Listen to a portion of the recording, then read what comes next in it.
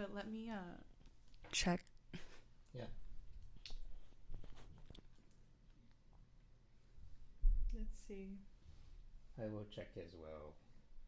Oh, look at that. I'm live. You are, okay, well, we need to check the balance between you and me. Okay. So,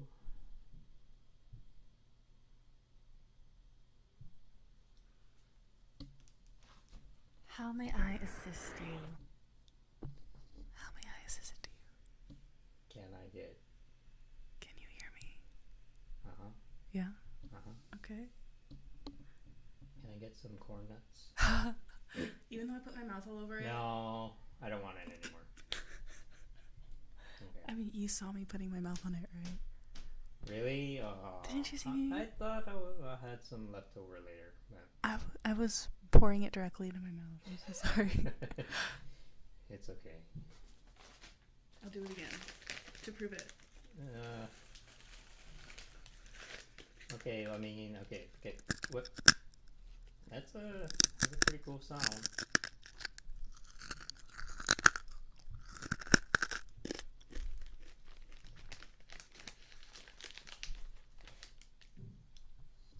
Where's my headphones?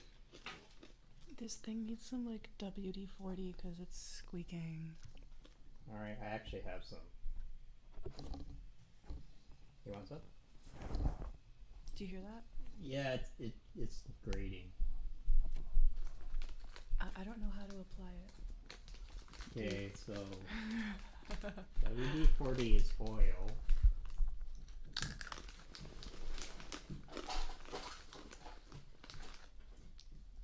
You can use it for your string too.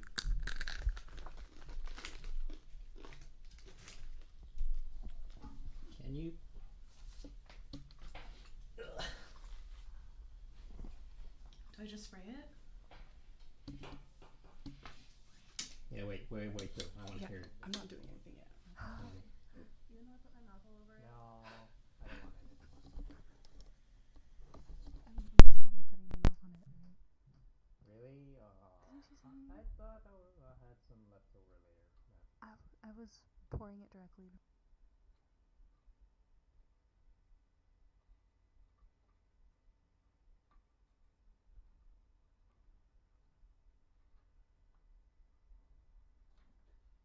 So there's a little applicator there. Where? Oh, I guess it's lost. Just squirt it. Yeah, that's it. It's not complicated. We'll get some smooth ASMR. Cool. Nice. Wonderful. I thought it would smell bad or something. Nah, I don't even know what. Wait, this video is only available to subscribers. Oh, thank you for the subscribe. Wait, someone subscribed already? Thank you, Penny, for subscribing. Oh. Yeah, it's Penny. Thank you, Penny, for subscribing. We're just doing a little bit of sound check, and we'll be live in just a minute. Well, this is so weird. What's wrong? No, we're supposed to be checking the sound now. So, do I sound okay? I think you do. Okay. You sound excellent. Okay, I'm gonna play To me. the keyboard. I need to take this off. And I'm hearing the playback on your phone also. Okay, can Just you letting listen you to know. the? Okay.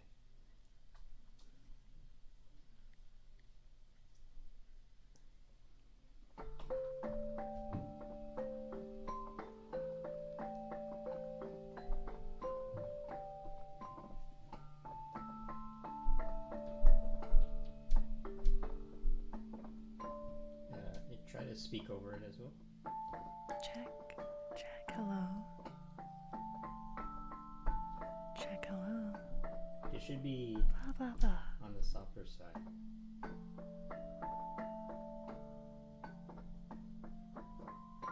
It's sounding pretty good to me. Okay, I'm gonna turn it on.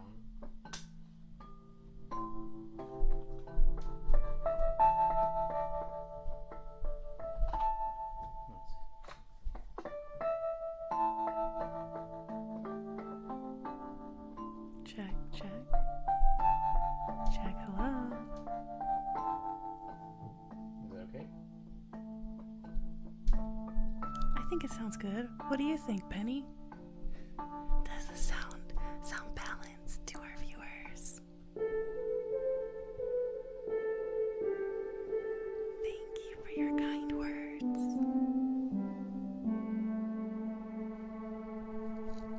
See, this sounds really loud to me.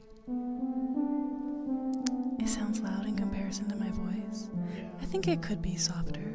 Okay. Can you turn that down? I think it's 11, 12.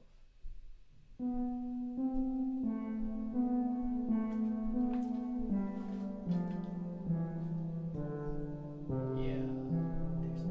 I might have to use the fader. Yeah.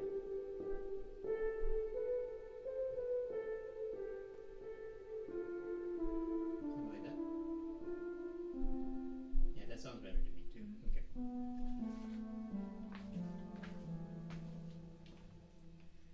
Okay, I think that's it. Okay, okay.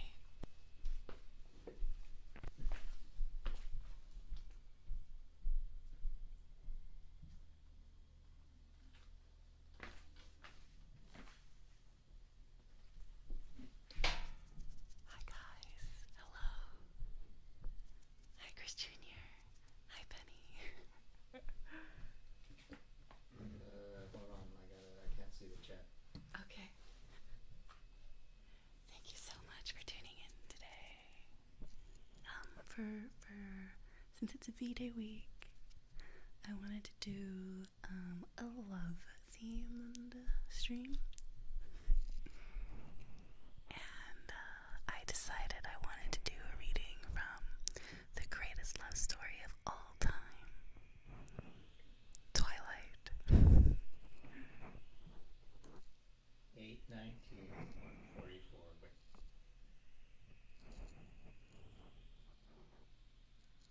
I don't know if you guys are fans of Twilight, but back in middle school, I was literally obsessed.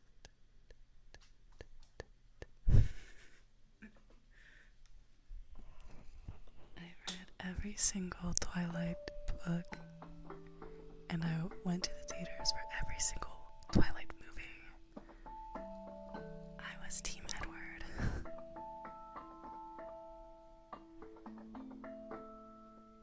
I had all kinds of Twilight merch.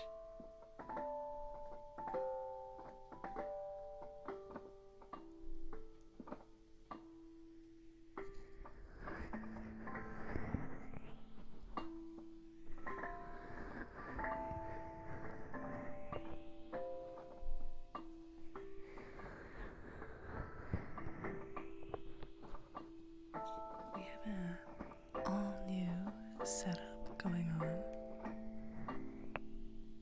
Yeah, the sound should be much better. Hello, whoa, whoa, whoa, whoa.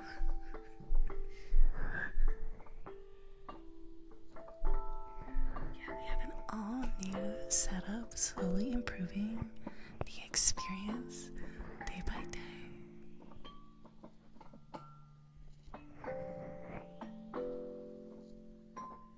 And if anybody has any comments or suggestions about the sound, if the piano's too loud or anything like that, you're always free to let us know and we'll adjust.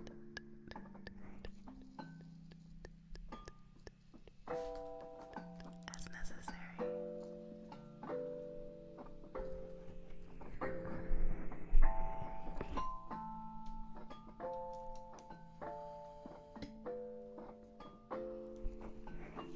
This background, by the way, is La Push being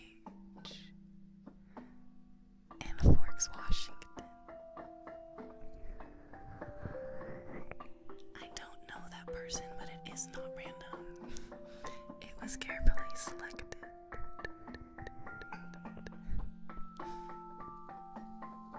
Because in the story, they go there sometimes.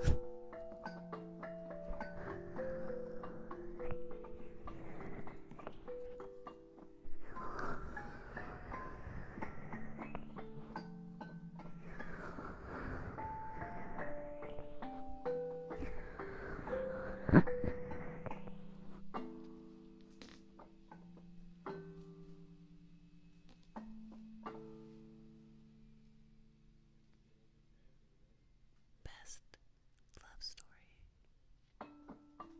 of all time.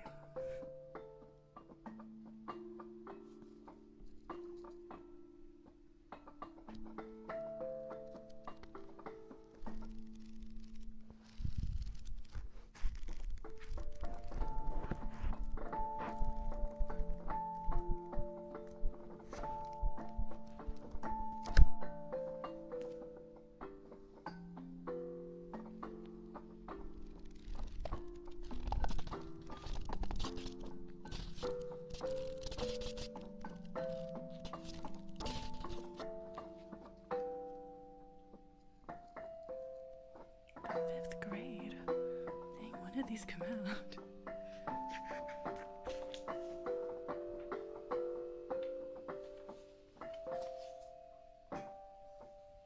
Yeah, 2005. I wanted to read from my personal copy since I did have all the books, but they are at my mom's house.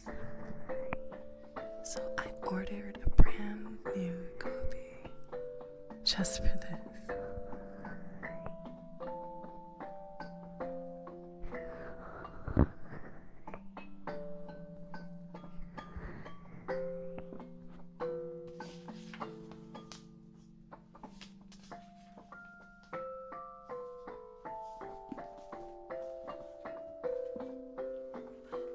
Let's get right into it.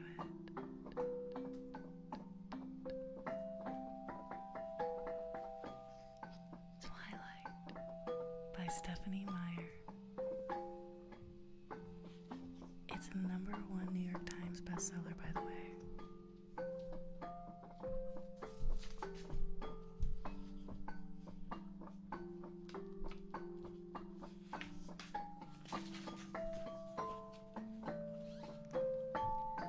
But of the tree of knowledge of good and evil, thou shalt not eat of it, for in the day that thou eatest thereof, thou shalt surely die. Genesis 2:17.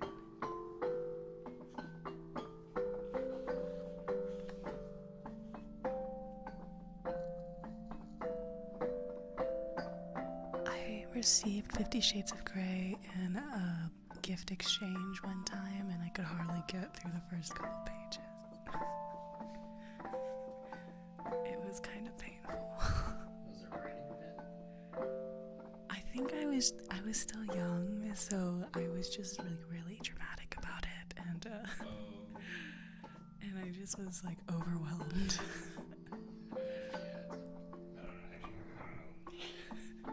And then I saw the movie. It was okay. Real life is better. Chapter 1. First Sight. My mother drove me to the airport with the windows rolled down. It was 75 degrees in Phoenix. The sky a perfect, cloudless blue. I was wearing my favorite shirt, sleeveless, white eyelet lace. I was wearing it as a farewell gesture. My carry-on item was a parka. In the Olympic Peninsula of northwest Washington State, a small town named Forks exists under a near constant cover of clouds.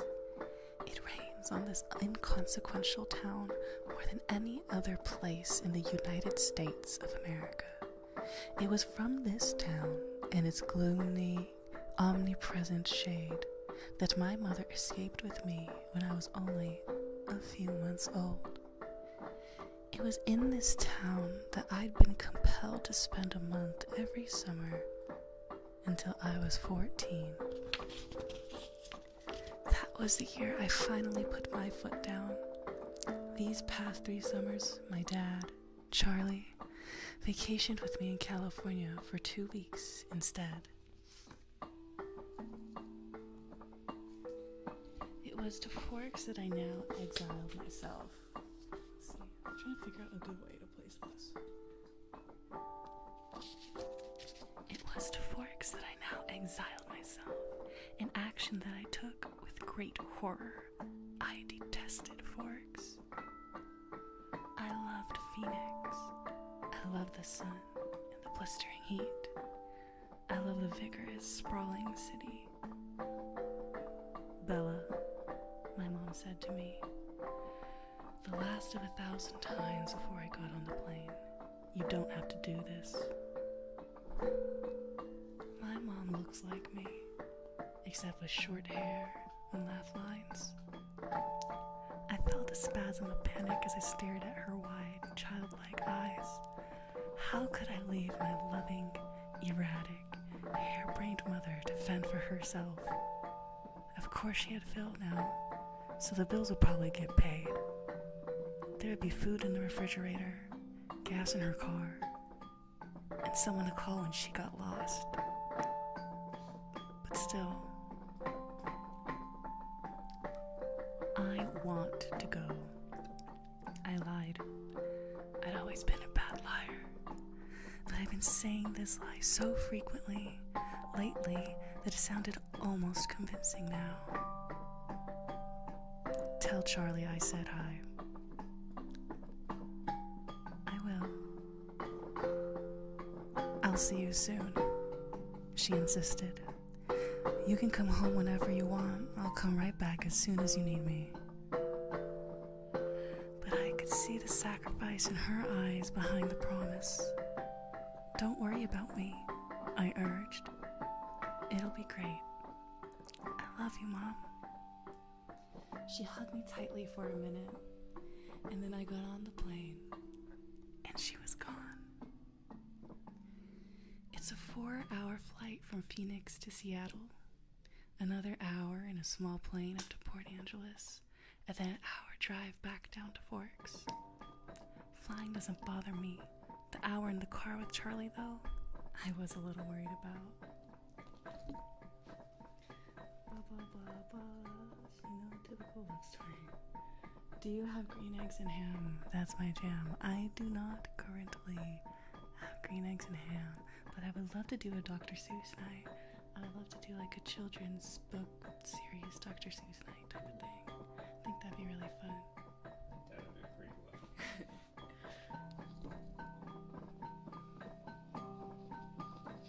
be pretty well. Charlie had really been fairly nice about the whole thing. He seemed genuinely pleased that I was coming to live with him for the first time with any degree of permanence. He'd already gotten me registered for high school and was going to help me get a car. But it was sure to be awkward with Charlie. Neither of us was what anyone would call verbose, and I didn't know that there was just what there was to say regardless. I knew he was more than a little confused by my decision. Like my mother before me, I hadn't made a secret of my distaste for Forks. When I landed in Port Angeles, it was raining. I didn't see it as an omen, just unavoidable. I had already said my goodbyes to the sun. Charlie was waiting for me with the cruiser. This I was expecting too. Charlie is Police Chief Swan to the good people of Forks. My primary motivation behind buying a car, despite the scarcity of my funds, was that I refused to be driven around town in a car with red and blue lights on top. Nothing slows down traffic like a cop. If you've seen Twilight, do you remember Bella's dad? He was hot.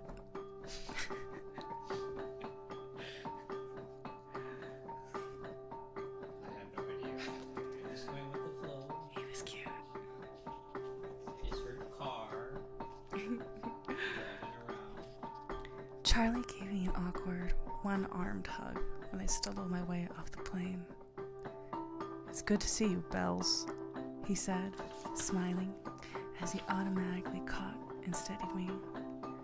"You haven't changed much. How's Renee?" "Mom's fine. It's good to see you too, Dad." I wasn't allowed to call him Charlie to his face. I only had a few bags. Most of my Arizona clothes were too permeable for Washington. My mom and I had pooled our resources to supplement my winter wardrobe, but it was still scanty. It all fit easily into the trunk of the cruiser.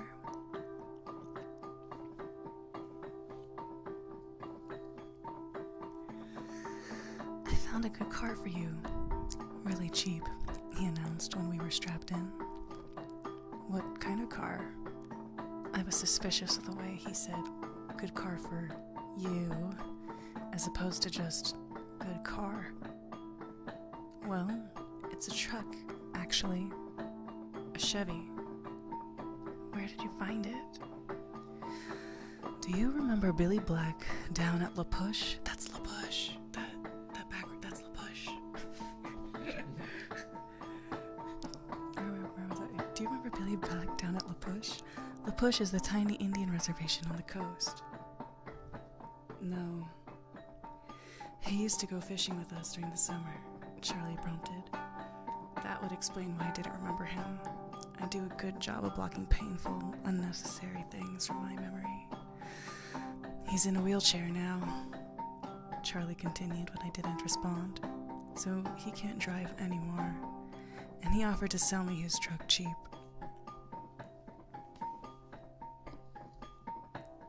"What year is it?" I could see from his change of expression that this was the question he was hoping I wouldn't ask. "Well, Billy's done a lot of work on the engine. It's only a few years old, really. I hoped he didn't think so little of me as to believe I wouldn't give up that easily." "When did he buy it?" "He bought it in 1984, I think." "Did he buy it new?" "Well, no. I think it was new in the early 60s, or late 50s at the earliest," he admitted sheepishly. "Dad, I don't really know anything about cars. I wouldn't be able to fix it if anything went wrong, and I couldn't afford a mechanic." "Really, Bella, the thing runs great. They don't build them like that anymore." "The thing," I thought to myself. It had possibilities, as a nickname, at the very least. How cheap is cheap? After all, that was the part I couldn't compromise on. "Well, honey, I kind of already bought it for you, as a homecoming gift." Charlie peeked sideways at me with a hopeful expression. "Wow. Free." "You didn't need to do that, Dad. I was gonna buy myself a car." "I don't mind. I want you to be happy here." He was looking ahead at the road when he said this. Charlie wasn't comfortable with expressing his emotions out loud. I inherited that from him, so I was looking straight ahead as I responded.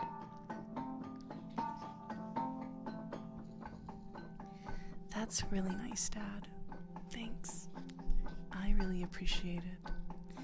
No need to add that my being happy in Forks is an impossibility.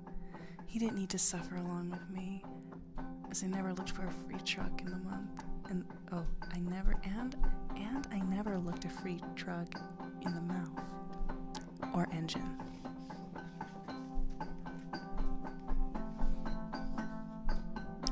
"Well, now you're welcome," he mumbled, embarrassed by my thanks. We exchanged a few more comments on the weather, which was wet, and that was pretty much it for conversation. We stared out the windows in silence. It was beautiful, of course. I couldn't deny that. Everything was green.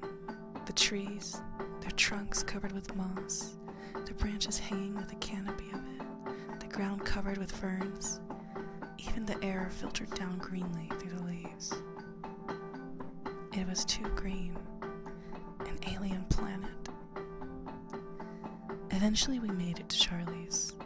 He still lived in the small, 2-bedroom house that he'd bought with my mother in the early days of their marriage. Those were the only kind of days their marriage had, the early ones. There, parked on the street, in front of the house that never changed, was my new to me, truck. It was a faded red color with big rounded fenders and a bulbous cab. To my intense surprise, I loved it. I didn't know if it would run, but I could see myself in it. Plus, it was one of those solid iron affairs that never gets damaged. The kind you see at the scene of an accident, paint unscratched, surrounded by the pieces of the foreign car it had destroyed. Wow, Dad. I love it. Thanks. Now my horrific day tomorrow would be just that much less dreadful. I wouldn't be faced with the choice of either walking 2 miles in the rain to school or accepting a ride in the Chief's cruiser. I'm glad you like it, Charlie said gruffly, embarrassed again.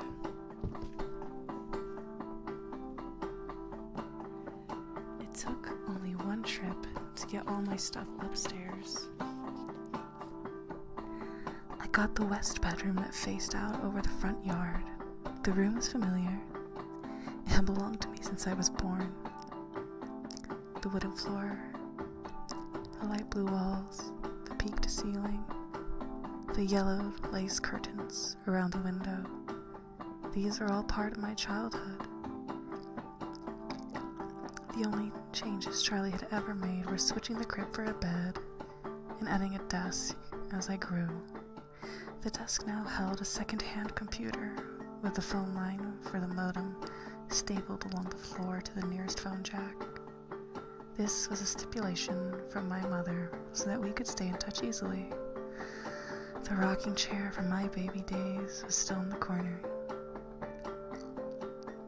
There was only one small bathroom at the top of the stairs, which I would have to share with Charlie. I was trying not to dwell too much on that fact. One of the best things about Charlie is he doesn't hover. He left me alone to unpack and get settled, a fear that would have been altogether impossible for my mother. It was nice to be alone, not to have to smile and look pleased, a relief to stare dejectedly out the window at the sheeting rain and let just a few tears escape. I wasn't in the mood to go on a real crying jag. I would save that for bedtime, when I would have to think about the coming morning. Forks High School had a frightening total of only 357, now 58, students. There were more than 700 people in my junior class alone back home. All of the kids here had grown up together, the grandparents and toddlers together. I would be the new girl from the big city, a curiosity, a freak.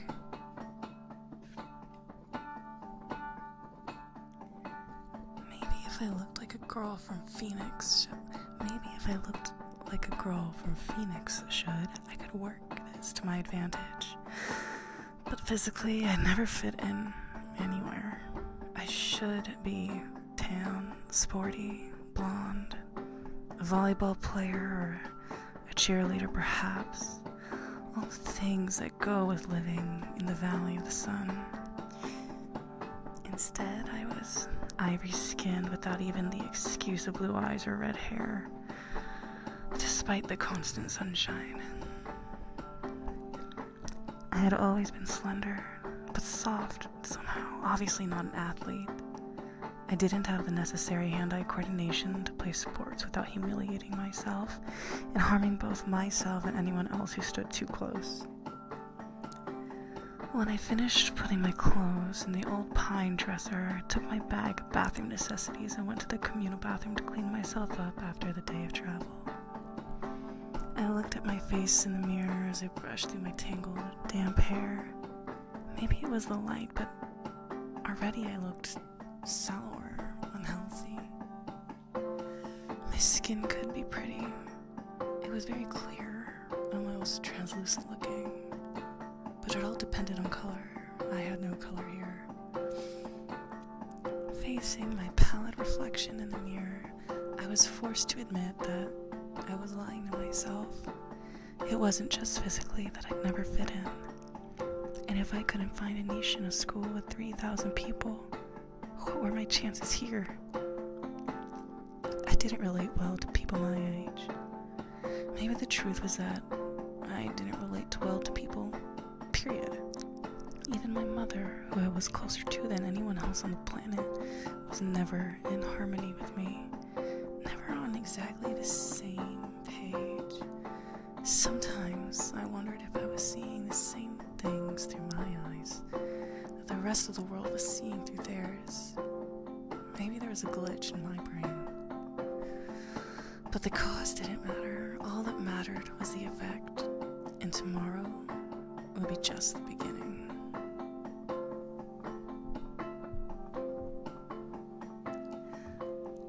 Hi, Kaylee. Thank you. Thank you for the comment, Penny. Kaylee Jane Art. If you go over to my Twitch channel, you can join the chat there and interact with the rest of my viewers.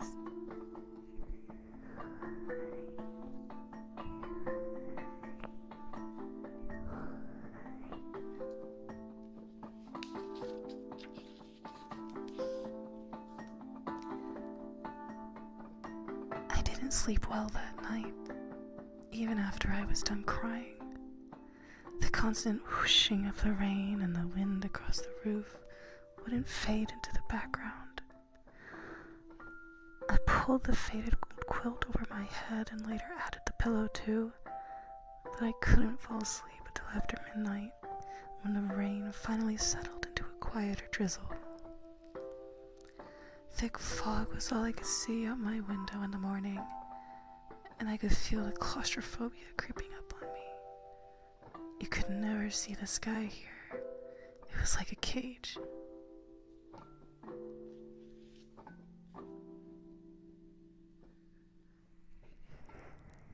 I'm not able to type in the link to my Twitch, but if you go to twitch.tv/Henri-Eterna, you can watch directly from my channel.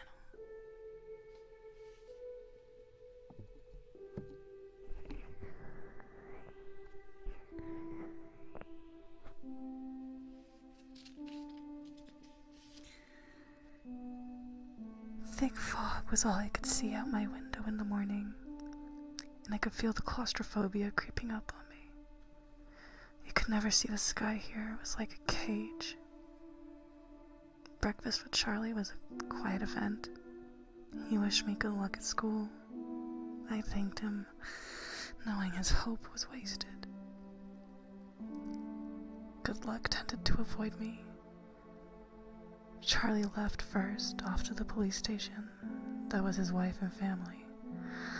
After he left, I sat at the old square oak table on one of the 3 unmatching chairs and examined his small kitchen with its dark paneled walls, bright yellow cabinets, and white linoleum floor. Nothing was changed. My mother had painted the cabinets 18 years ago in an attempt to bring some sunshine into the house. Over the small fireplace in the adjoining handkerchief-sized family room was a row of pictures. First a wedding picture of Charlie and my mom in Las Vegas, then one of the 3 of us in the hospital after I was born, taken by a health nurse, followed by the procession of my school pictures. Up to last year's. Those were embarrassing to look at. I would have to see what I could do to get Charlie to put them somewhere else. At least while I was living here.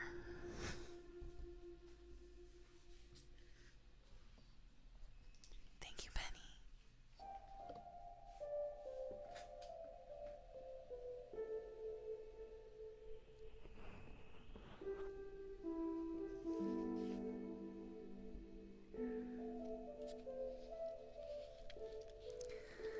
It was impossible being in this house.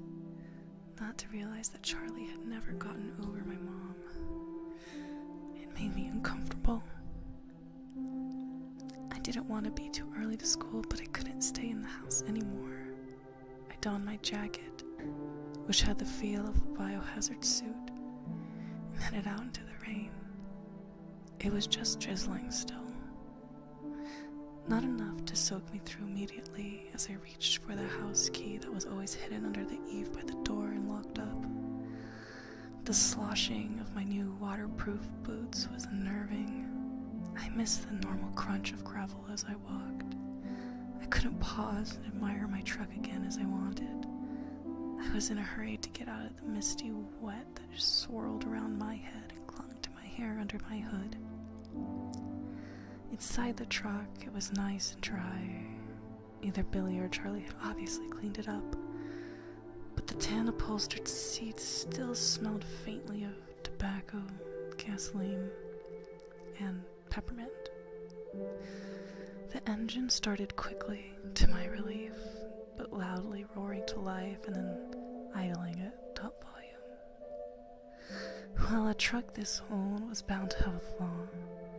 The antique radio worked, a plus that I hadn't expected. Finding the school wasn't difficult, though I'd never been there before. The school was like most other things, just off the highway. It was not obvious that it was a school, only the sign, which declared it to be the Forks High School, made me stop. It looked like a collection of matching houses, built with maroon-colored bricks. There were so many trees and shrubs I couldn't see its size at first. Where was the feel of the institution? I wondered, nostalgically. Where were the chain link fences? The metal detectors? Oh, did you guys go to schools with metal detectors? I did not.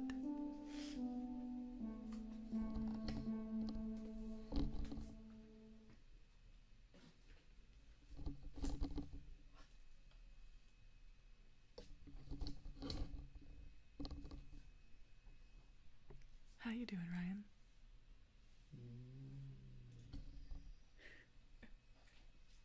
I'm okay. I had to really think about that. Am I doing okay? It was a very long day. But I know, yeah, Ryan has been rearranging our space literally all day. I think the sound is a lot better. I'm enjoying it. Mm-hmm. Awesome. But yeah, it's like home makeover in here. Yep. Also, Twilight. Also, Twilight. I don't know what to make. Hi, Kelly. Welcome. Hey, Kelly. You should don't be know. able to hear me a lot clearer today. Yeah. What? Is the story boring so far? Is it too pessimistic? No. I'm just going with the flow. Okay.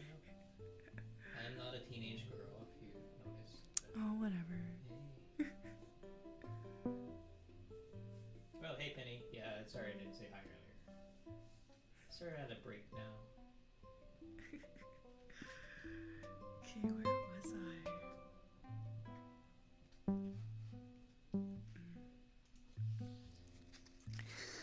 I parked in front of the first building, which had a small sign over the door reading, Front Office. No one else was parked there, so I was sure it was off limits, but I decided I would get directions inside instead of circling around in the rain like an idiot. I stepped unwillingly out of the toasty truck cab and walked down a little stone path lined with dark hedges. I took a deep breath before opening the door. Inside, it was brightly lit and warmer than I'd hoped. The office was small, a little waiting area with padded folding chairs, orange-flecked commercial carpet, notices and wards cluttering the walls. Whoa. It says a big clock. My mind was going somewhere else. You gotta. A big clock. A big clock ticking loudly. Plants grew everywhere in large plastic pots as if there wasn't enough greenery outside. The room was cut in half by a long counter, cluttered with wire. What? Sorry, this is. Yes, exactly, Kelly. She made it too explicit at correct news. There are 3 desks behind the counter, one of which was manned by a large, red-haired woman wearing glasses. She was wearing a purple t-shirt, which immediately made me feel overdressed. The red-haired woman looked up. "Can I help you?" "I'm Isabella Swan," I informed her, and saw the immediate awareness light her eyes. I was expected. A topic of gossip, no doubt. Daughter of the chief's flighty ex-wife, come home at last. Is my lipstick smeared across my face? My mouth keeps hitting the ears. That's fine. Thanks, Kelly. I have to think about the camera angle. Okay. Of course, she said. She dug through a precariously stacked pile of documents on her desk till she found the ones she was looking for. "I have your schedule right here and a map of the school." She brought several sheets to the counter to show me. She went through my classes for me, highlighting the best route to each on the map.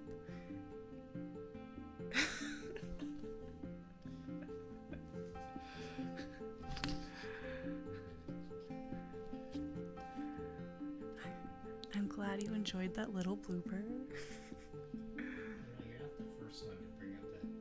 My friend said the same exact thing. Really? It's a black clock. Sounds like a. Yeah, common mistake, I figure. She went through my classes for me, highlighting the best route to each on the map, and gave me a slip to have each teacher sign, which I was to bring back at the end of the day. She smiled at me and hoped, like Charlie, that I would like it, here in Forks. I smiled back as convincingly as I could.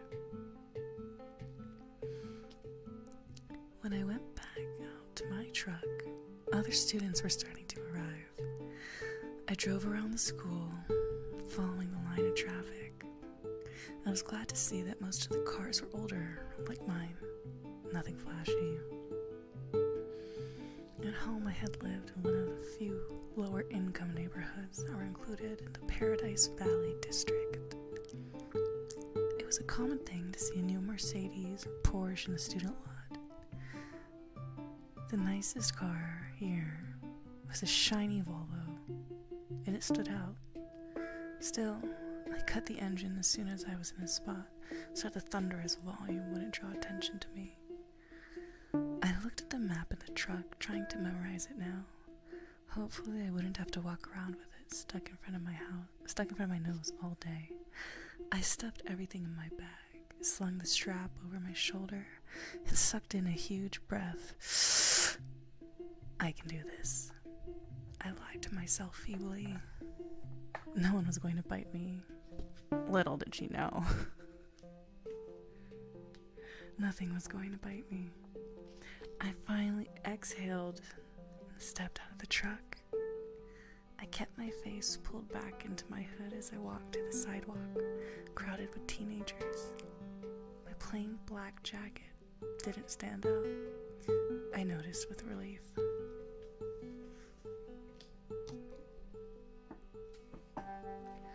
Once I got around the cafeteria, Building 3 was easiest spot. A large black 3 was painted on a white square on the east corner. I felt my breathing gradually creeping towards hyperventilation as I approached the door. I tried holding my breath as I followed 2 unisex raincoats through the door. The classroom was small. The people in front of me stopped just inside the door to hang up their coats on a long row of hooks. I copied them. They were 2 girls, one a porcelain-colored blonde and the other also pale with light brown hair. At least my skin wouldn't stand out here. I took the slip up to the teacher, a tall, balding man whose desk had a nameplate identifying him as Mr. Mason.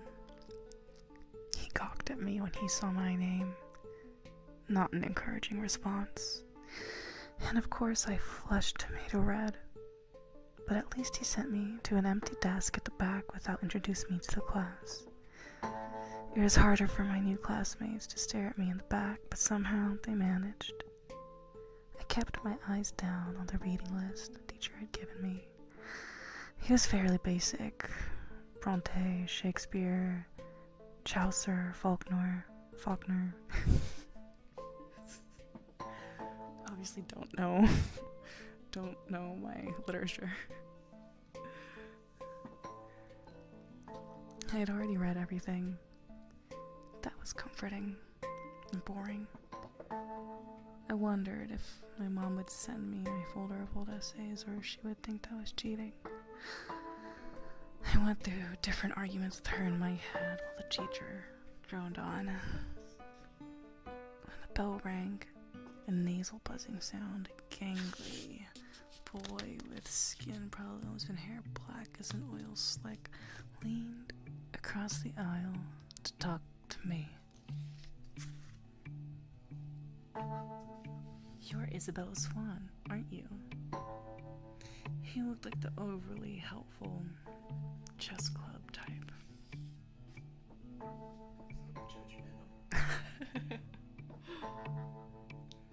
Bella, I corrected. Everyone within a 3-seat radius turned to look at me. What's your next class? He asked. I had to check in my bag. Government with Jefferson in Building 6. There was nowhere to look without meeting curious eyes. I'm headed toward Building 4. I could show you the way. Definitely over helpful. I'm Eric, he added. I smiled tentatively. Thanks. We got our jackets and headed out into the rain, which had picked up. I could have sworn several people behind us were walking close enough to eavesdrop. I hoped I wasn't getting paranoid. So, this is a lot different than Phoenix, huh? He asked. Very. It doesn't rain much there, does it? 3 or 4 times a year. Wow, what must that be like? He wondered. Sunny, I told him. You don't look very tan. My mother is part albino. He studied my face apprehensively and I sighed. It looked like clouds and a sense of humor didn't mix. A few months of this and I'd forget how to use sarcasm.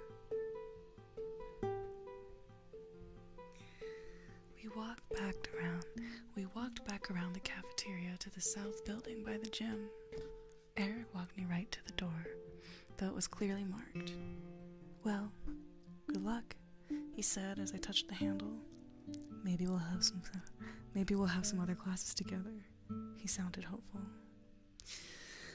I smiled at him vaguely and went inside. The rest of the morning passed in about the same fashion. My trigonometry Oh my gosh, I'm stuttering so much tonight. My trigonometry teacher, Mr. Varner, who I would have hated anyway just because of the subject he taught, was the only one who made me stand in front of the class and introduce myself. I stammered, blushed, and tripped over my own boots on the way to my seat. After 2 2 classes, I started to recognize several of the faces in each class. There was always someone braver than the others who would introduce themselves and ask me questions about how I was liking forks. I tried to be diplomatic, but mostly I just lied a lot. At least I never needed the map. One girl sat next to me in both Trig and Spanish, and she walked with me to the cafeteria for lunch. She was tiny, several inches shorter than my 5 feet 4 inches, but her wildly curly, dark hair made up a lot of the difference between our heights. I couldn't remember her name, so I smiled and nodded as she prattled about teachers and classes. I didn't try to keep up. We sat at the end of a full table with several of her friends, who she introduced to me. I forgot all their names as soon as she spoke them. They seemed impressed by her bravery in speaking to me. The boy from English, Eric, waved at me from across the room.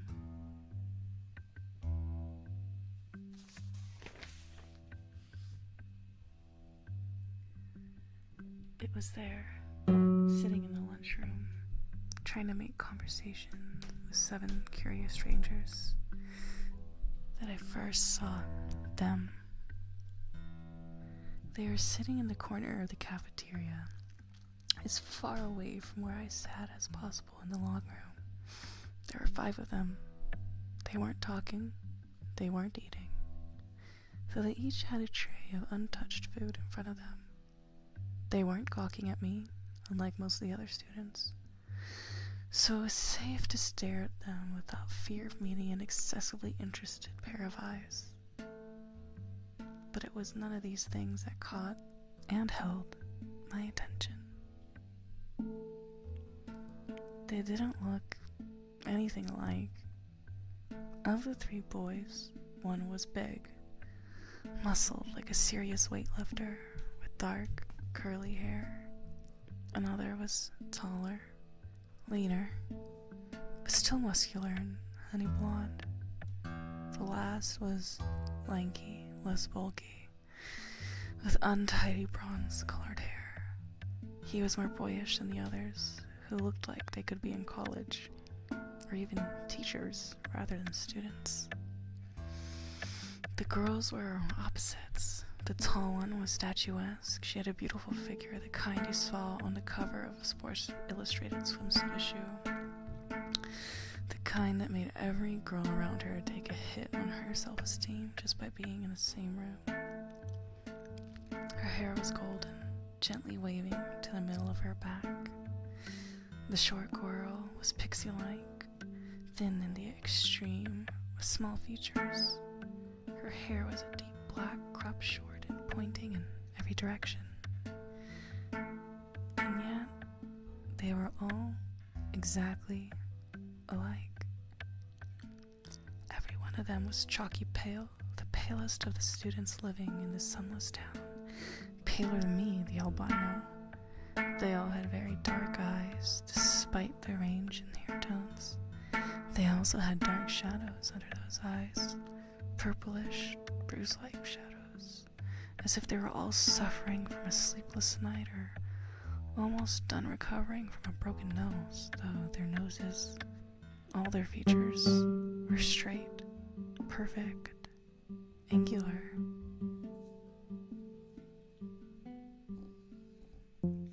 But all this is not why I couldn't look away. I stared because their faces, so different, so similar, were all devastatingly, inhumanly beautiful. They were faces you never expected to see except perhaps on the airbrushed pages of a fashion magazine or painted by an old master as the face of an angel. It was hard to decide who was the most beautiful. Maybe the perfect blonde girl or the bronze-haired boy. They were all looking away from each other, away from the other students, away from anything in particular as far as I could tell. As I watched, the small girl rose with her tray, unopened soda, unbitten apple, and walked away with a quick, graceful lope that belonged on a runway.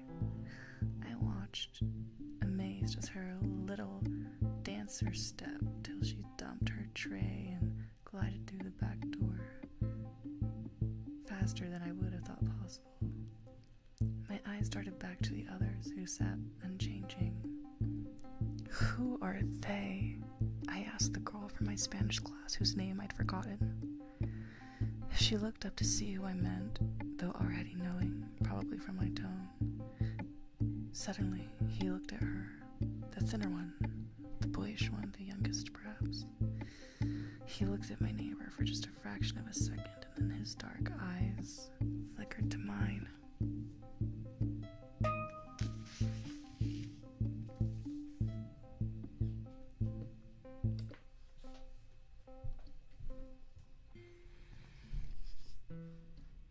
You want to take a break soon, Ryan?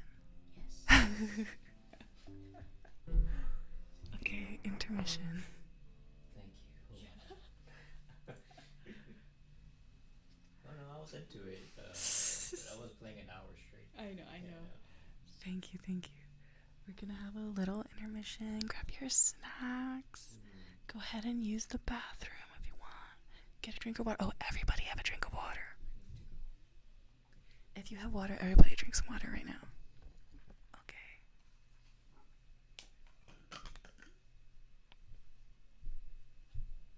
Yeah, move the camera. Let's see. Seaboard.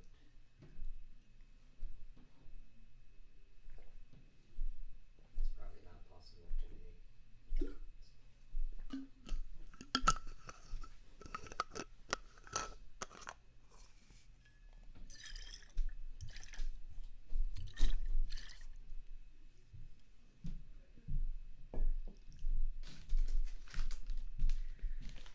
I've really been wanting to rewatch all of the Twilight movies. I want to do like a marathon.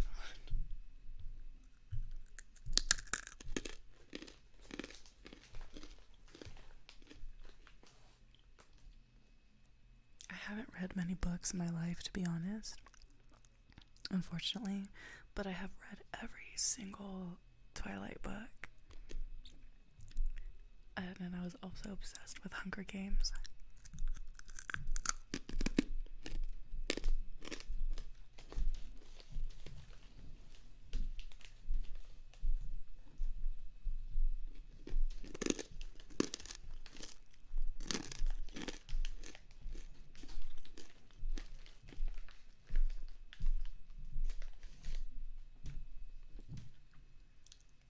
Good luck on your final, by the way, Kelly. Sending you posy vibes. Posy vibes for your final, okay?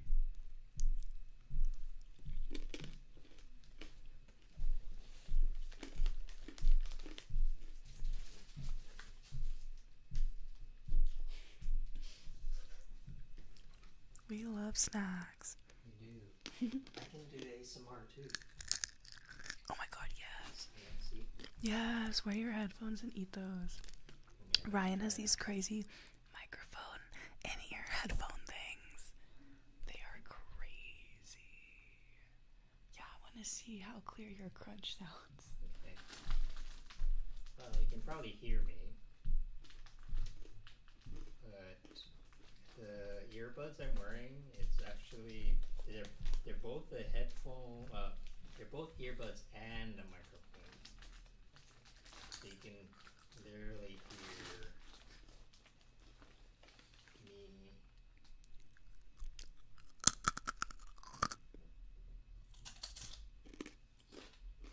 I don't know if I can hear it. Really? I don't know if I hear you or if I hear the headphones. Here, wait.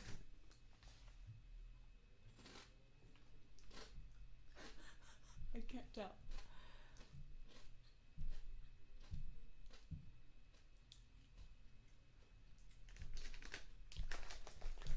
I can't tell. Wait, is your chat working? Hmm? Is your chat working? Is my chat working? Yeah. I think so. I think people just are not active right now. Okay. But I can check on my channel. I wasn't sure because mine isn't working properly. Oh, really? Well, it says 0 people, but I know people are there. There's a problem on mine.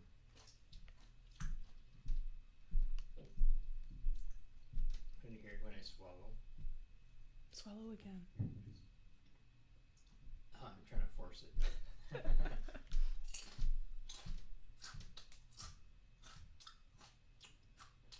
Oh, you know what? It's turned down. Let me turn it up.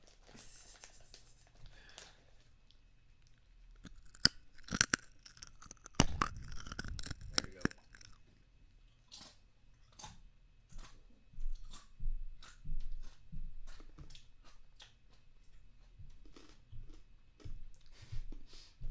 I don't know. I feel like I can't. I feel like because I'm sitting right in Yeah, front it's of hard you. to tell, right? Yeah, I feel like I Yeah. can just hear you chewing. Is it either me? Oh, well, we'll find out. I'm thinking like you make ASMR videos with this microphone and it's just like, and you eat a chip and it's like, oh my god, this chip is so good. And then, you know, and that's the experience. Yeah.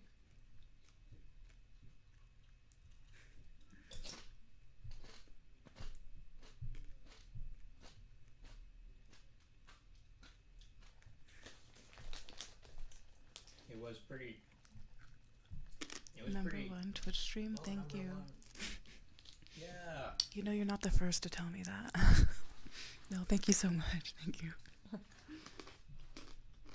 gotta keep this lady's ego under control. What? What? What did you say? Oh, nothing. Okay. You can check the stream.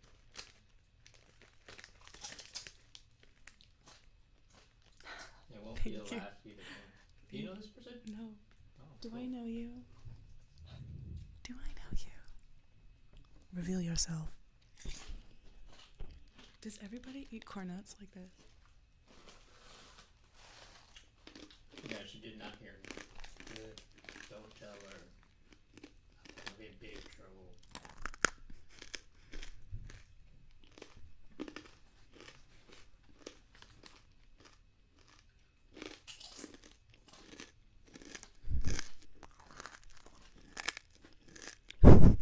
The great thing about ASMR is that right now we're just on break eating chips, and this is part of it. That's why I love streaming. Okay, it is someone you know. Who is it? It's a mystery. Who's watching? Tell me.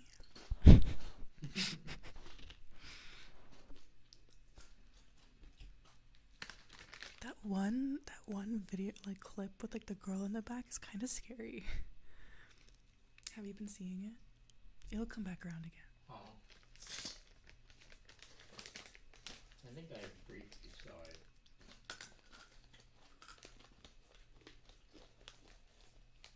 Chip and water breaks.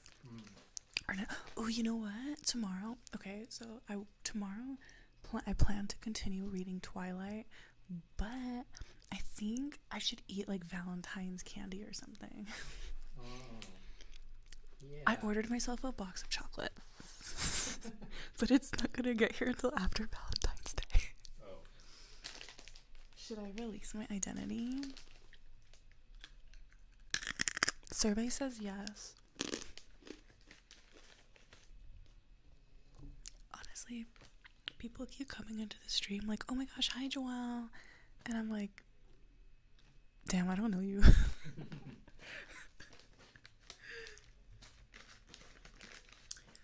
Wait, I think, okay, so usually we eat strawberries, where a lot of the time we have strawberries, right? So I think we should do chocolate covered strawberries. Do we need to go to the market? Yeah. Wow. I mean, I guess I can I could order it on my phone. You could probably like Postmate or Instacart or something. Oh, hi Matt. This is the guy that I'm going on a date with on Valentine's Day. Oh. How appropriate. Wow. Thank you. Thanks for tuning in. Thank you.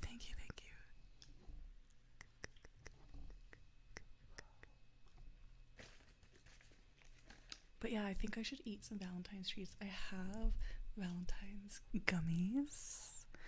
I can eat those, and I think I should just eat like assorted chocolates or something. I love eating on stream.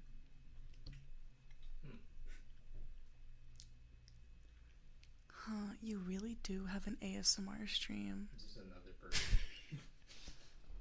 Yeah, I really do, Titan Toby. Like, Welcome to my world. I don't believe you. Who is Titan Toby? You guys want to know, be good for all the loners. This is your old... I don't know if I know a Toby. Who's Toby? Toby. I don't remember working with a Toby, I'm sorry. Do you have a different name? Oh, hi, Chris. You want carrots? No. Okay. Not really. Junk food only. Well, just not carrots. I had carrots yesterday. You probably shouldn't eat the hot salsa right now. Hi, Chris. How are you? It's been a minute. It's been a freaking minute. I hope you've been thriving during this time. I miss running into you at 10 runs. That was always fun. This is what I do with my free time. It's true. We're just having a little intermission right now.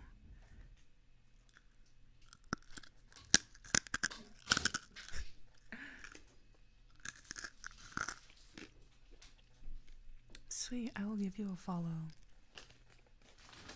I will definitely give you a follow. Did you not believe me that I was streaming ASMR? Did you think I was joking? Why would I lie about that?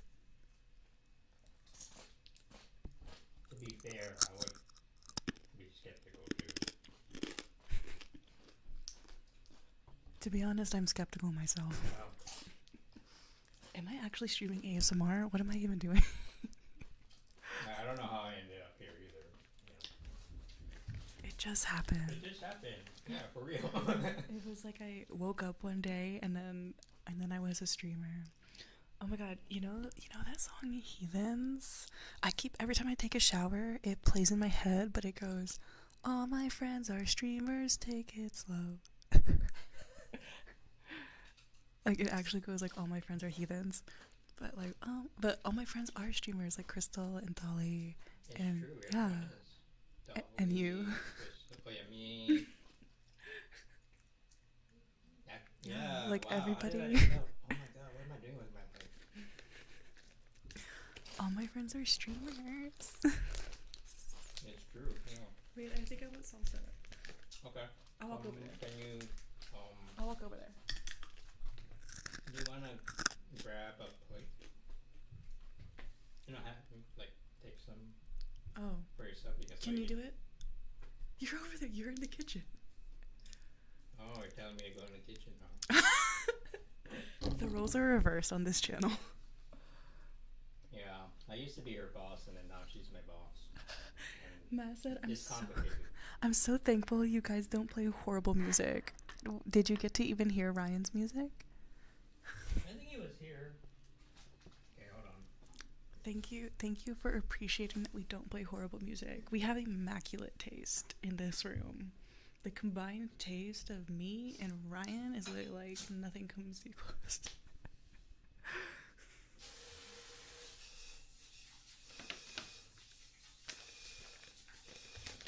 Chris, what are you up to these days? What games do you stream?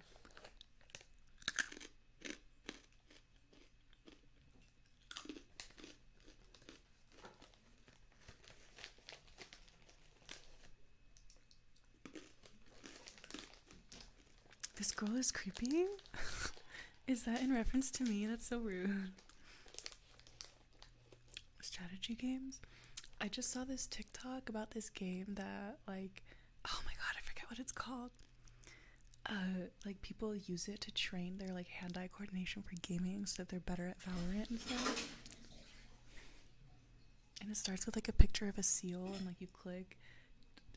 I don't know. Oh yeah, that's what I was saying. Yeah, that girl in the back, that gives me like Samara vibes from The Ring, to be honest. The hand-eye coordination game it's on like PC. It's so that you can like click and aim faster, be better at like all games, like all like first-person shooter games. Yeah, that game, Osu. I saw it on a TikTok. It was really funny. Oh, so that's what that game is. No idea. Yay. Oh, here. Alright. You can put it there. I'm getting very demanding. Thank you. No, we get a few subs and then give me some chips and Ryan literally lives to serve me. yeah. Just kidding. It's fun.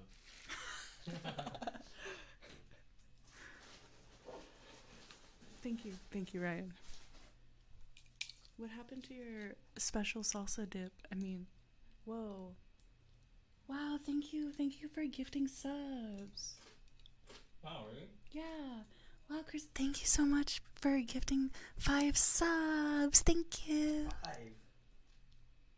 Yeah, thank you so much. Wow, I love hitting milestones.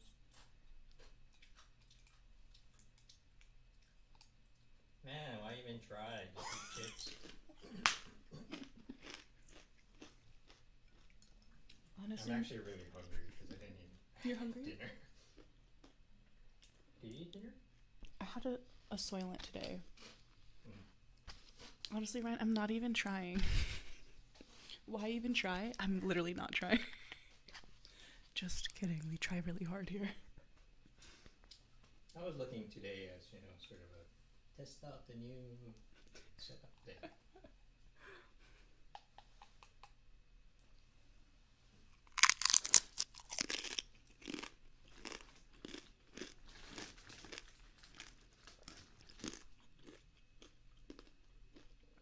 This is kind of spicy. Yeah, it's supposed to be mild, or it's medium. I have a hot one. And I figure I should eat that when I'm not streaming. We'll be sweating. You know. Honestly, my favorite is that the especial salsa from Trader Joe's, the one that you get. Oh, that's why you ate it. Yeah. Good at resist. I literally couldn't. You have no idea. It's literally my favorite salsa. Oh, no wonder. Thanks so much for stopping by, Chris, Titan Toby. I'll be sure to give you a follow and check you out sometime. Thank you so much for the 5 subs. To Panty Destroyer 64, Shinjuku Ward, Ryan Odegawa, Longquan 2020, and Bitlit Sip. Congrats, everybody. Wait, those are your new subs? Mm-hmm. Wow. Congratulations.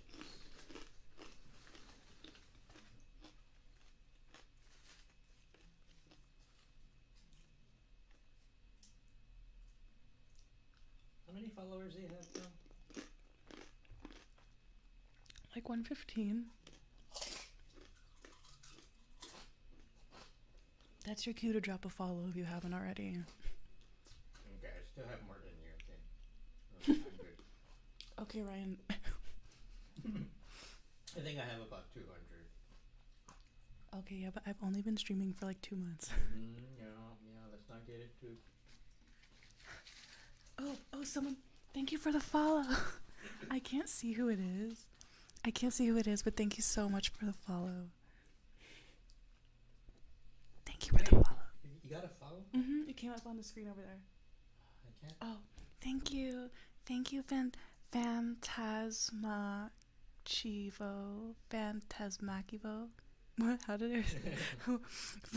Fantas. What?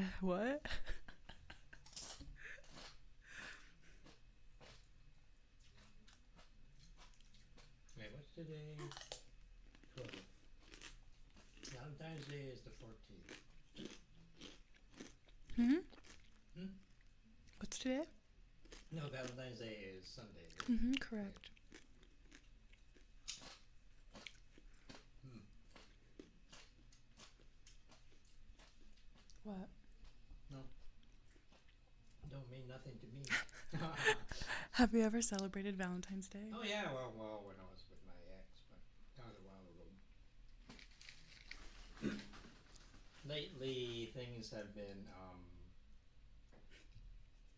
hard to meet people. Yeah, I know, I understand. Yeah, Oh shit. like technically, you can be like, yeah, let's do a Zoom date, or it's just not the same. I remember, I think it was Valentine's Day when, like, so many years ago, and my boyfriend at the time took me to get my nails done. Mm-hmm. Oh my god, it took so long. He wanted to take me to a nice place, and then they ended up doing some weird method that, like, I've never had my nails done like that ever in my life, and it was like 2 fucking hours. 2 hours. Oh my Then god. don't you enjoy it? No. It was a white lady. You know, white people don't usually do nails. I was so bored. Oh, really? Yeah. That was the only time I've ever had a white lady. I never thought about that, actually. Wow. I was like, I'm never letting a white lady do my nails again. Mine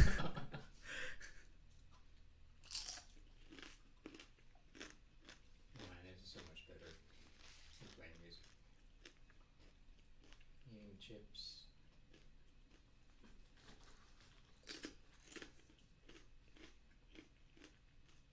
That's actually my favorite thing to do, just like eating, talking about life, Mm. You say this is the only thing you've had to eat so far today? Well, I ate ramen, but that was like at 2 o'clock, or now I'm starving. Hi, Brazil. Welcome to my channel. Brazil. Woo woo. When I go on my world tour, I'll come visit, I promise.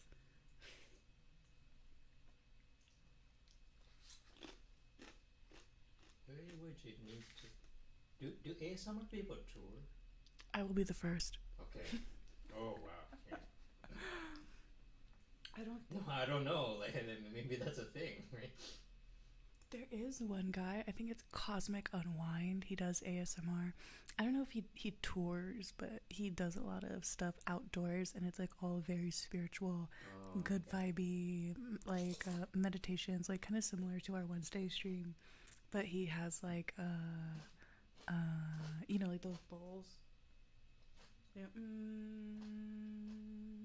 So maybe he has sessions, Like workshops. yeah, he does like high vibrational practices. Pretty cool stream. Okay.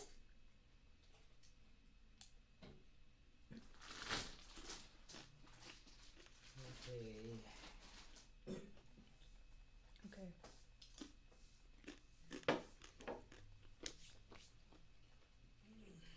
Okay, wait, everybody have some more water. Let me get a drink. Yeah, I'll get especially you.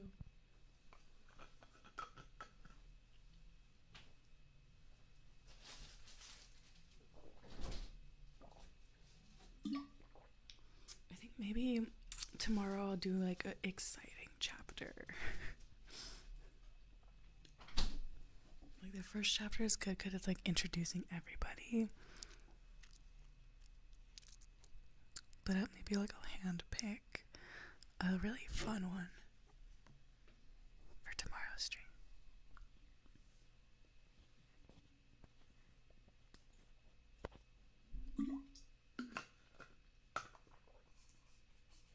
What? No, I'm just listening to this now.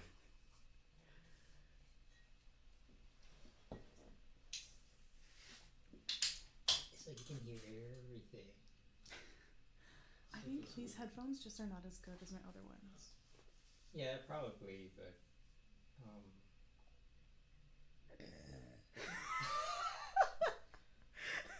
Excuse me. Wow. I'm so sorry. I'm not sorry. Sorry, but not sorry. Your mic is sick. Yes, this is the 3DO binaural microphone. So if you're wearing headphones, yeah, please wear headphones because that's the only way you get the full. Yeah, you have to wear headphones for this experience.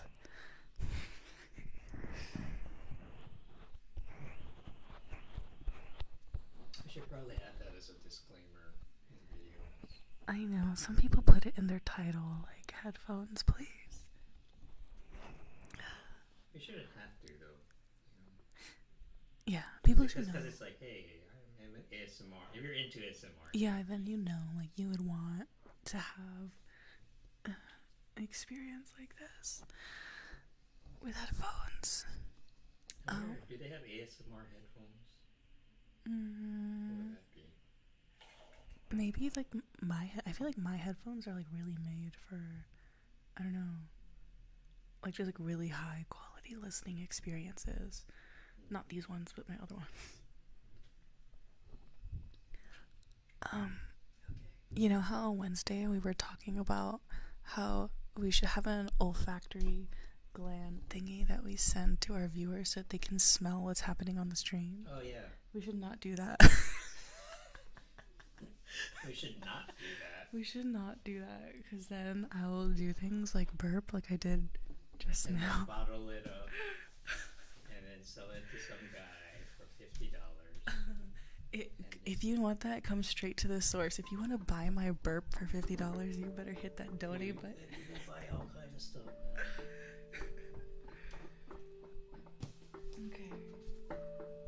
Okay, back to story time. Okay, back to Twilight by Stephanie Meyer. A New York Times #1 bestseller. Gotta advertise it. We're gonna get sponsors at some point.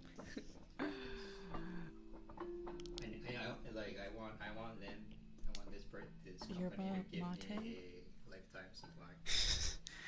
Yeah, make sure it's always visible. Okay, let me practice. So, man, this drink is so good. I gotta work on it. Yerba mate. What? Yergaki, organic yerba mate. Wait, does it have a tagline? I don't know. Wait. No. Do you want me to read Reach deep into yerba mate culture. Oh wait, Yeah. I want to read it. Yeah, you should read it.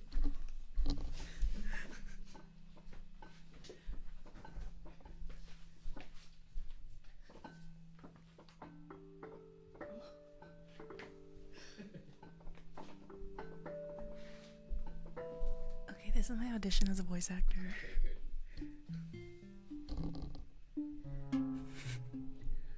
Organic yerba mate, sparkling cranberry pomegranate. Okay, hold on, but wait. Reach deep into yerba mate culture and you'll discover people have long gathered to, what are these words? To imbibe mate, to awaken their mind, perform extraordinary feats, and to exchange confidences. Even Yari, the mythical goddess of mate, decrees it the symbol of friendship. We've always believed there was a magical tree in the rainforest with powers to unite and energize. Come to life with this high energy infusion brewed from the mighty emerald green mate leaves. Guayaqui's vision holds that yerba mate culture will power our market-driven regeneration business model. TM. Sorry, this is so funny. Wait, this is so funny. Wait, It's market-driven regeneration. TM. Wow. Okay, that was better than ours. Wait, this is so funny because it's like all spiritual. Yeah, right at the end, it's like market-driven. Market-driven regeneration. TM. Business model to regenerate ecosystems and create vibrant communities. And excited. Reach deep. Reach deep to Yerba Mate culture, and you'll discover people have long gathered to. What is it? I don't know this word. In Yerba Mate, to awaken the mind, perform extraordinary feats, and to exchange confidences. Even Yari, the mythical goddess of Mate, decrees it the symbol of friendship. We've always believed there was a magical tree in the rainforest with powers to unite and energize.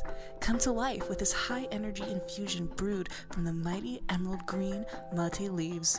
Guyaki's vision holds the Yerba Mate culture will power our market-driven regeneration business model to regenerate ecosystems and create vibrant communities. Yerba Mate. Oh yeah. Oh, that was great. See, you gotta work on it a little bit. Yeah, I know. I only. Back. Okay. Oh, wow. Okay. Sorry. I'm actually really glad I did that because all this time, What? I didn't know I was drinking. Okay, market driven. Oh, that would explain my behavior. For the last At least they're 2 or 3 honest. years. I only ever practice like that stuff in my head, so You have a good commercial voice. I really think that I could do it. I really think that I could do it. Like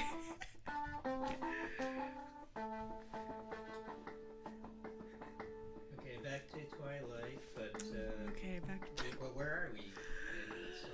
we're still at school. Bella is locking eyes with Edward in the cafeteria. Okay? Oh. That sounds important. Yes, this is a pivotal moment in the story. He looked away quickly, more quickly than I could. Though in a flush of embarrassment, I dropped my eyes at once. In that brief flash of a glance, his face held nothing of interest. It was as if she had called his name, and he looked up in involuntary response, already having decided not to answer. My neighbor giggled in embarrassment, looking at the table like I did. That's Edward and Emmett Cullen and Rosalie and Jasper Hale. The one who left was Alice Cullen. They all lived together with Dr. Cullen and his wife. She said this under her breath. I glanced sideways at the beautiful boy who was looking at his tray now, picking a bagel to pieces with long, pale fingers. His mouth was moving very quickly, his perfect lips barely opening. The other three still looked away, and yet I felt he was speaking quietly to them. Strange, unpopular names, I thought. The kind of names grandparents had. But maybe that was in vogue here. Small town names. I finally remembered that my neighbor was called Jessica, a perfectly common name. There were 2 girls named Jessica in my history class back home. They are very nice looking. I struggled with a conspicuous understatement. Yes, Jessica agreed with another giggle. They're all together, though. Emmett and Rosalie, Jasper and Alice, I mean. And they live together. Her voice held all the shock and condemnation of the small town, I thought, critically. But if I was being honest, I had to admit that even in Phoenix, it would cause gossip. Which ones are the Cullens? I asked. They don't look related. Oh, they're not. Dr. Cullen is really young, in his 20s or early 30s. They're all adopted. The Hales are brother and sister, twins. The Blondes, and their foster children. They look a little old for foster children. They are now. Jasper and Rosalie are both 18, but they've been with Mrs. Cullen since they were 8. She's their aunt or something like that. That's really kind of nice. for them to take care of all those kids like that when they're so young and everything. I guess so, Jessica admitted, reluctantly. And I got the impression that she didn't like the doctor and his wife for some reason. With the glances she was throwing at their adopted children, I would presume the reason was jealousy. I think that Mrs. Cullen can't have any kids, though, she added, as if it lessened their kindness. Throughout all this conversation, my eyes flickered again and again to the table where the strange family sat. They continued to look at the walls and not eat. Have they always lived in Forks? I asked. Surely I would have noticed them on one of my summers here. No, she said in a voice that implied it should be obvious, even to a new arrival like me. They just moved down 2 years ago from somewhere in Alaska.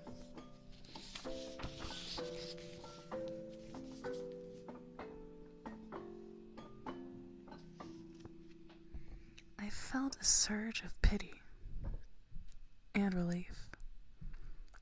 Pity because, as beautiful as they were outsiders, clearly not accepted. Relief that I wasn't the only newcomer here, and certainly not the most interesting by any standard. As I examined them, the youngest, one of the Cullens, looked up and met my gaze, this time with evident curiosity in his expression. As I looked swiftly away, it seemed to me that his glance held some kind of unmet expectation. "Which one is the boy with the reddish-brown hair?" I asked. I peeked at him from the corner of my eye, and he was still staring at me, but not gawking like the other students had today. He had a slightly frustrated expression. I looked down again. "That's Edward. He's gorgeous, of course, but don't waste your time. He doesn't date. Apparently, none of the girls here are good looking enough for him." She sniffed a clear case of sour grapes. I wonder when he turned her down. I bit my lip to hide my smile, then I glanced at him again. His face was turned away, but I thought his cheek appeared lifted, as if he were smiling too. After a few more minutes, the four of them left the table together. They all were noticeably graceful, even the big brawny one. It was unsettling to watch. This one named Edward didn't look at me again. I sat at the table with Jessica and her friends longer than I would have if I'd been sitting alone. I was anxious not to be late for class on my first day. One of my new acquaintances, who constantly reminded me that her name was Angela, had biology too with me the next hour. We walked back to class together in silence. She was shy too.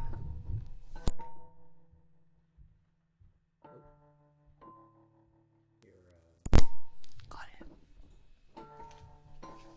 No one noticed.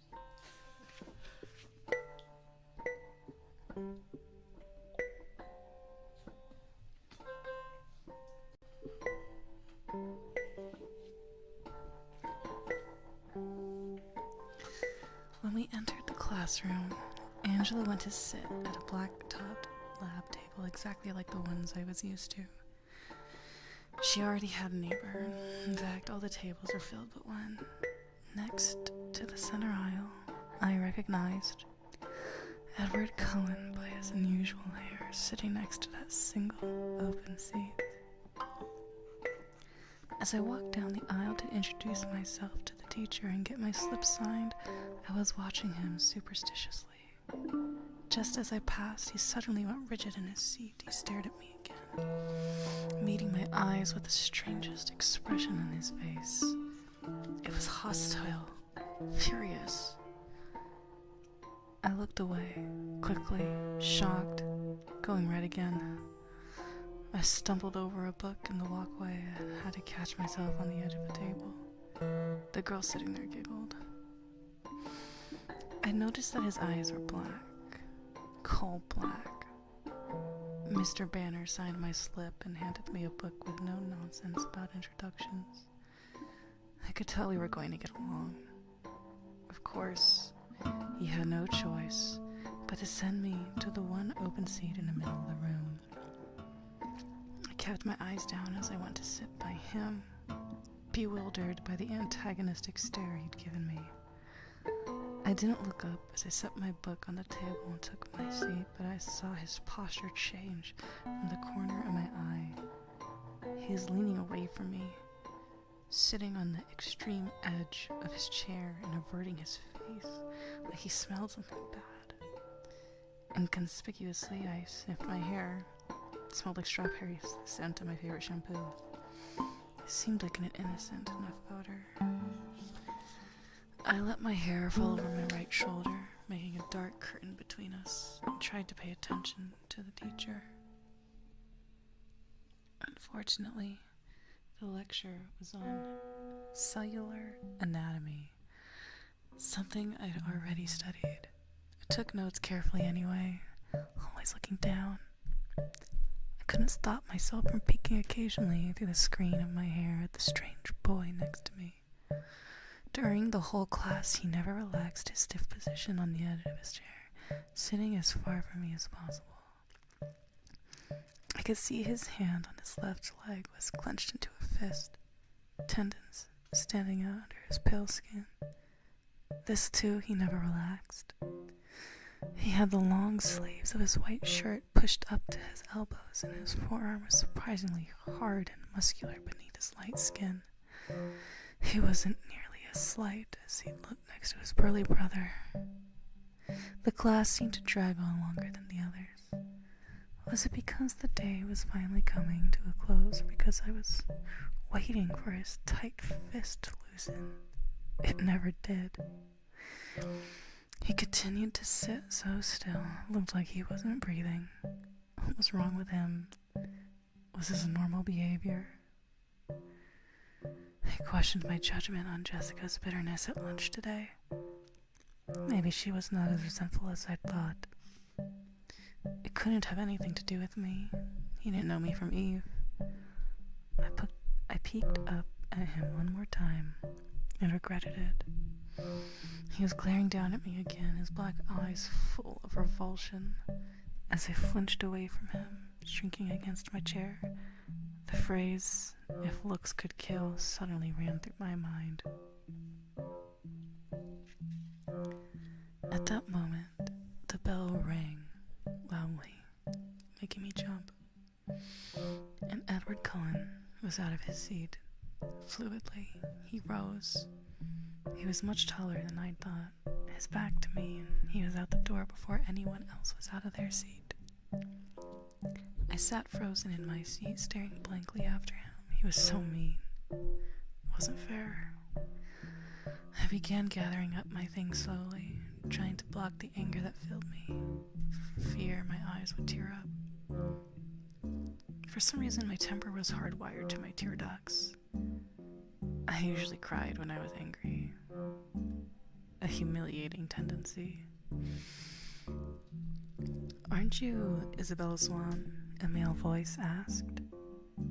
I looked up to see a cute, baby-faced boy, his pale blonde hair carefully gelled into orderly spikes, smiling at me in a friendly way. He obviously didn't think I smelled bad. "Bella," I corrected him, with a smile. "I'm Mike." "Hi, Mike. Do you need any help finding your next class?" "I'm headed to the gym, actually. I think I can find it. That's my next class, too." He seemed thrilled, though it wasn't that big of a coincidence in a school this small. We walked to class together. He was a chatterer. He supplied most of the conversation, which made it easy for me. He'd lived in California until he was 10, so he knew how I felt about the sun. Turned out, he was in my English class also. He was the nicest person I met today. But as we were entering the gym, he asked, "So, did you stab Edward Cullen with a pencil, or what?" I've never seen him act like that.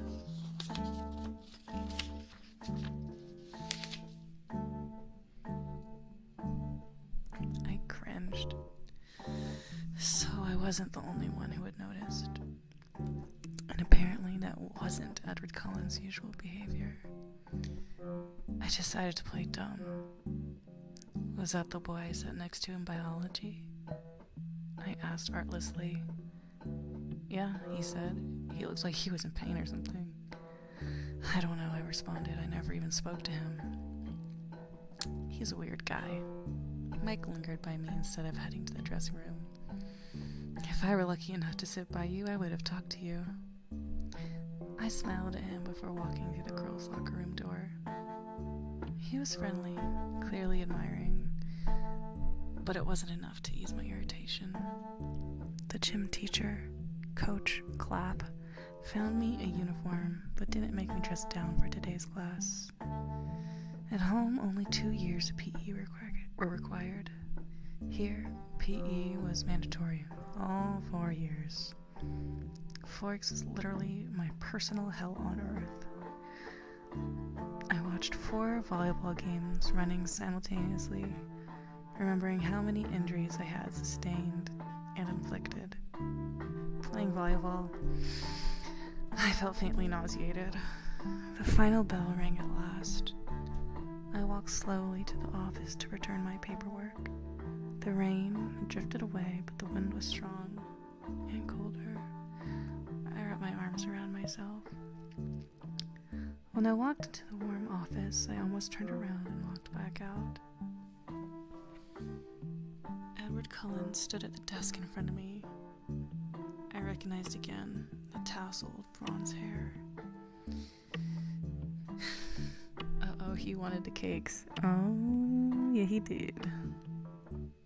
Some kind of allegory. What? Cakes or booty? Oh, wait. Sorry, I wasn't paying attention. Oh, sorry, it's in the chat. Uh-oh, he wanted the cakes. Oh, okay, I totally missed that. I stood pressed against the back wall, waiting for the receptionist to be free. He was arguing to her in a low, attractive voice. I quickly picked up the gist of the argument. He was trying to trade from 6th hour biology to another time. Any other time. I just couldn't believe that this was about me. It had to be something else. Something that happened before I entered the biology room. The look on his face must have been about another aggravation entirely. It was impossible that this stranger could take such a sudden, intense dislike to me. The door opened again. The cold wind suddenly gusted through the room, rustling the papers on the desk, swirling my hair around my face. The girl who came in merely stepped to the desk, placed a note in the wire basket, and walked out again. But Edward Cullen's back stiffened and he turned slowly to glare at me. His face was absurdly handsome, with piercing, hate-filled eyes. For an instant, I felt a thrill of genuine fear, raising the hair on my arms. The look only lasted a second, but it chilled me more than the freezing wind. He turned back to the receptionist. Never mind then, he said hastily in a voice like velvet. I can see that it's impossible. Thank you so much for your help. And he turned on his heel without another look at me and disappeared out the door. I went meekly to the desk, my face white for once instead of red, and handed her the signed slip. How did your first day go, dear? The receptionist asked maternally.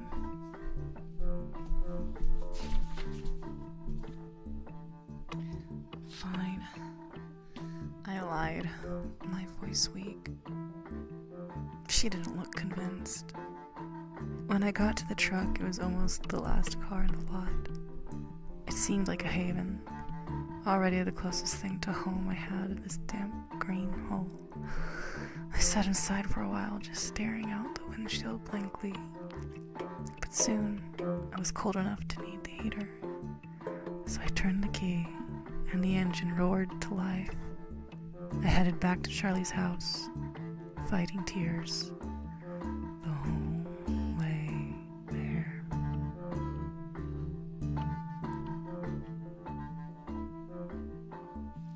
That is the end of chapter 1. Okay. Was it an unsatisfying end to Well, the I don't know. We gotta work on hey, it's about to end. Okay. Hey, Sorry. Ryan. No. We can do hand gestures. It will be like baseball Mm-hmm. or whatever, like on the sidelines. Like, chapter 1 was lit. Thank you. How many pages was that? Freaking, it was 28. It felt really long though. It did. Well, you were enunciating it too. Was I enunciating? Well, you were. I know. Telling a story. Yeah, I know. Yeah, I think my pacing was pretty good. Okay, so I think we should end with chapter 1, and we can. Yeah, let's.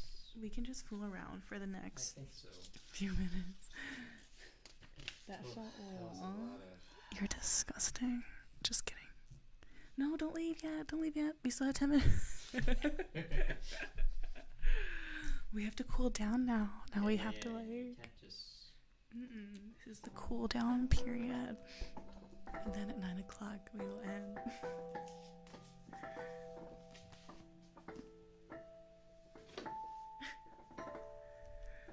But I want another chip.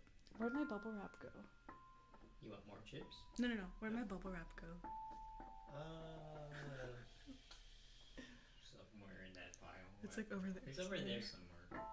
Wait, which direction? There? I think over. I don't know. Okay. Okay. Tomorrow I'll clean up the room a little bit more. Coherent. Or no, that's not the word. Organized. Man, my GoPro it should be coming in next week. That'd be fun. Hey. By the way, I almost always eat on stream, so if you have recommendations of things you'd like to hear me eat, recommendations are welcome.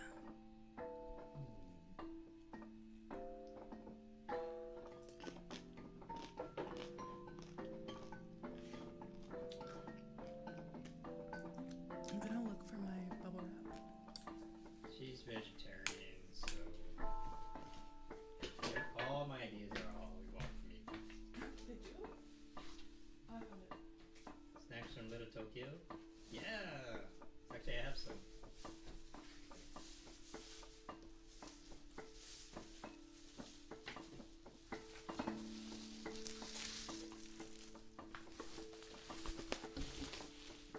They have those toilet and poop-shaped candy.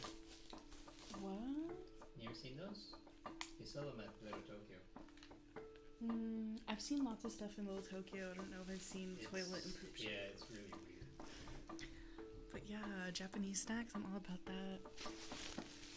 We also have a Shibuyala right here. They have fun snacks.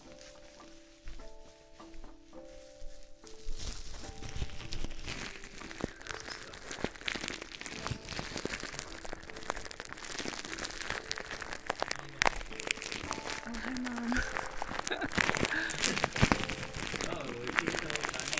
Mom, you have to stop lurking. You should announce yourself.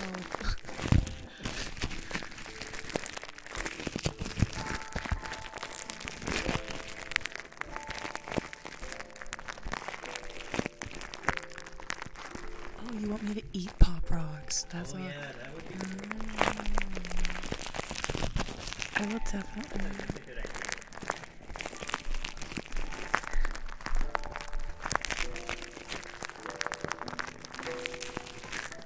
I said, Mom. Watch out, it's too loud. What? Keep an eye out.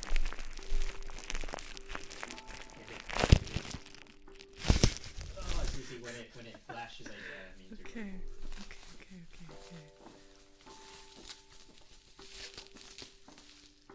you're Okay. refusing the viewer. I'm sorry.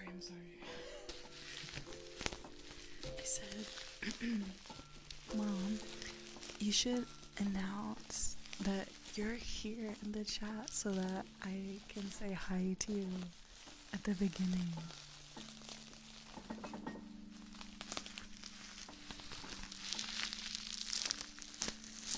Fart in the mic. I burped earlier. I think She that's did. enough. Yeah. But It was something. as always, the donate link is in my about section. If you want to donate to me to hear my fart, I will do it.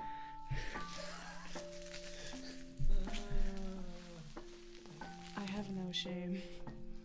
It does not do that.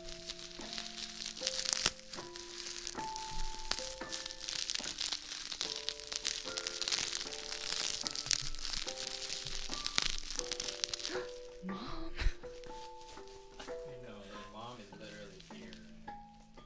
Mom, stop. You'll encourage them.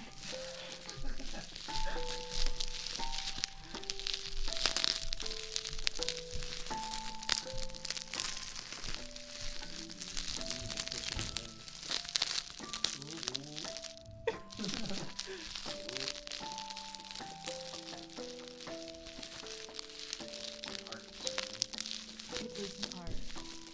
This is art.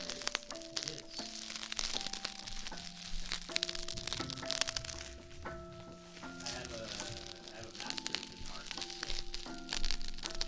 I can verify. Oh.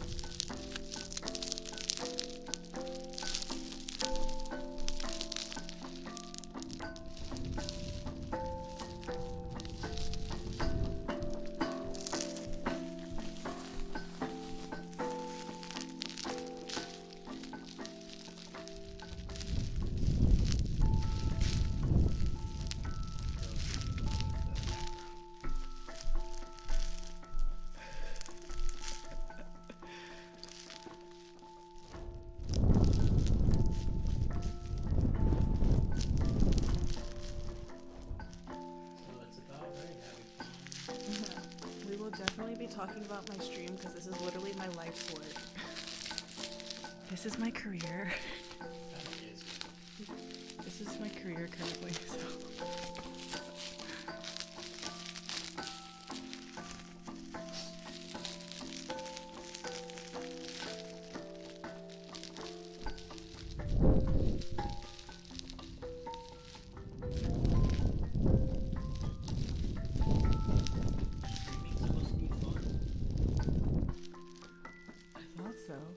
Are there? I see some people and they're like, they look miserable. And they're like, You mean people tell you that? me? I think you mean that people tell you that. Do they? I don't know. I have chased off numbers on my channel.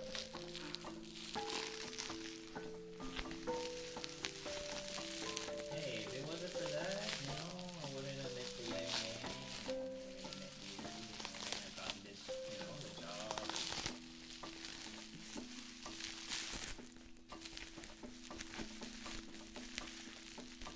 Yeah, there was a long time I never saw you without a camera in your hand. Oh yeah, no, I was like really into I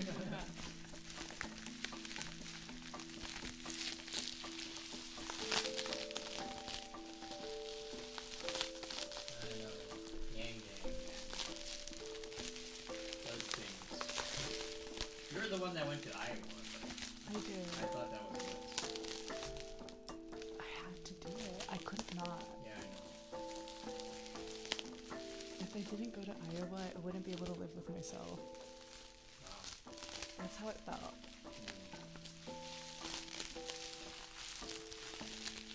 Yeah, I felt the same way too. Because I was like, yeah, I was like, look for a job, do this crazy YouTube channel full time for no reason. And I chose the latter, right? And I think it was worth it. Totally.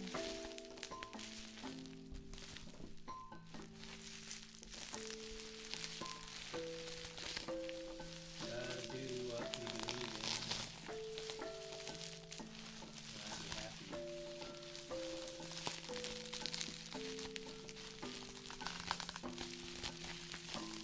It's a good place to end it. True. Be happy. Choose happiness. Follow your heart. That brings us to the end of today's stream. Hold on. Oh shoot. It's stuck. Okay. Let's get this up.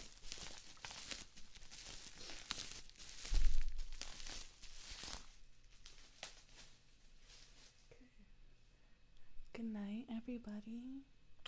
See ya. I love you. Say it back. I don't even know who's here. My chat's not working properly. Oh, that's unfortunate. Bye. Good night. Love you guys. Sweet dreams. Thanks for tuning in. Bye, bye, bye, bye, bye.